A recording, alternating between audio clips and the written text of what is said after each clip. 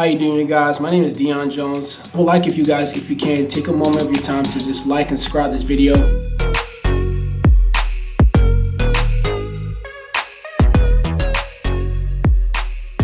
The Lord's gave me a word on my heart today for you guys that I've been just praying for the last couple months. It's been one of the things that God's been leading me for in prayer. Today's word is called "The Truth is Everything." Like I was saying, it sounds very easy. Sometimes as Christians, we know what the truth is, and sometimes we don't know what the truth is. But I'm about to show you guys how you can distinguish the two, and you know what is right from God and what is not from God. So if you can you turn to chapter John 8, verse 31 and 32. And it says, "To the Jews who believed in him, Jesus said, 'If you hold to my teachings, you are really my disciples. Then you will know the truth, and the truth will set you free.'" Now, if you read that chapter again, it says, like it says in the word, in verse 32, I'm gonna read it one more time. It says, "Then you will know the truth, and the truth will set you free." Now, let's think about it like this, okay? Very honest and very blunt. We all live a day-to-day life. We all have a lot of things we deal with in our lives. We have a lot of stuff that we face. We have a lot of trials and tribulations that we go through. And sometimes as people, it's very hard to say, well, how can I trust God with what I'm going through? I'm going to trust God with what I'm facing. I'm going to trust God with this situation or that situation. I'm going to be honest. I know it's not easy, but one thing I can tell you is once you find out who God really is, everything around you would just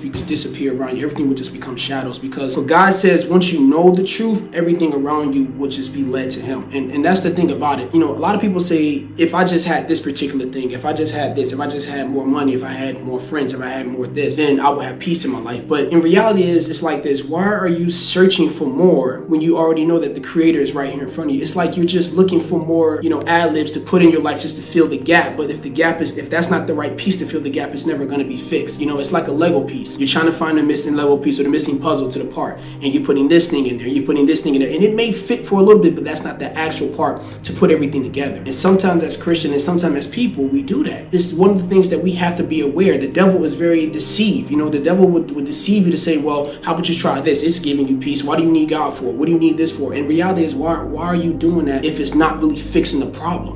One thing I say is like this: going to the mechanic, right? And you got a missing part in your car. Now, sometimes as people, let's be honest, we try to fix things ourselves. And there's nothing wrong with fixing things yourself. There's nothing wrong. That's not what I'm saying. What I am saying is that we can't do all the work by ourselves. There are certain parts in the car that we can fix, and there's certain parts in the car that we cannot fix. And even with that, we still need general knowledge behind what we're doing when it's fixing the car. Like I was saying, imagine you being the person, you have a messed up car, and your car is broken now, right? And you've been trying everything to fix this particular part in the car. You've been trying to fix it with different things. You've been trying to go to the junkyard. You've been doing all these different things, right? You know that the mechanic has told you what the issue is, but you rather try to resolve it yourself. And it's kind of like what we do. We put things in place of God, when in reality we need to take it to the actual mechanic, which is Jesus, so God can actually fix the car to keep the car going. Sometimes as people, and I know this as myself, try to not take things to God. I've never tried to go to God for certain things, but once I realized that only so much as humans we can do, and only so much as we can do within ourselves, that God is the only way to fix it, we have to get that mind frame. And one thing that always sticks to me is that, my pastor always says, and it's a Greek word called metanoia. And what he means by saying that is meaning changing your mind frame, changing your thinking. Once you know the truth, that's the crazy thing about you. Once you know the truth about anything, if it was about a movie, your whole mind frame changes. And instead of having this particular mind frame about what you thought it was before, and it's kind of like seeing what a movie was or seeing a preview movie, and you're like, okay, that's not what,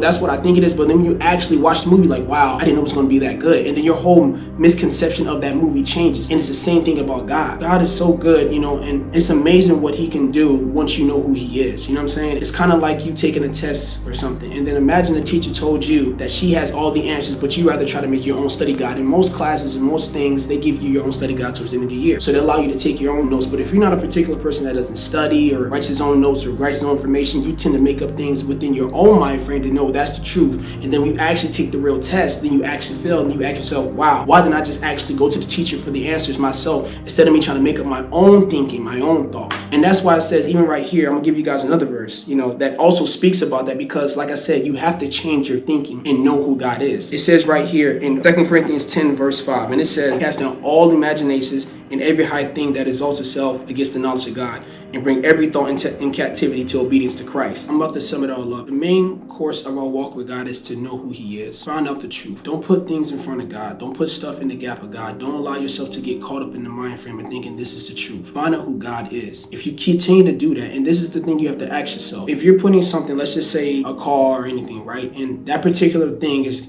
sometimes it does give us enjoyment. Let's just be honest. Things in the world does give a fulfillment for a period of time. But if it's only giving you a fulfillment of a period of time, if it's such a supposed to be the truth, then why are you continue to seeking that thing? Because the thing about it, once you know who Jesus is, you don't have to continue to seek for more and more and other things just to find out what's going on in your life. Once you know who he is, everything around you makes sense. And so like I was saying today, and I'm gonna end my message with this, trust in God no matter what you're facing, no matter how many faults you might have went through, no matter how many difficulties. Like I said, everybody talks about, when they go into a new year, I want to be different. I'm going to the new year being like this. I'm going to be doing this. I'm going to start this. But reality is, if the inside is not fixed, then the outside will still be dirty.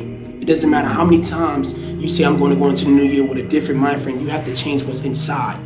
You have to know what the truth is. You have to fix the inside gap. And that's why God said, once you know the truth will set you free. So I'm going to leave you guys with this encouraged message today. Continue to trust in God. Continue to having your faith in God. Continue to seek God. And don't give up on what God is doing in your life. And don't allow other things to distract you or cut you off from God. Hopefully you guys enjoyed this word. I'm going to come with you guys with another word. God bless. Have a good day.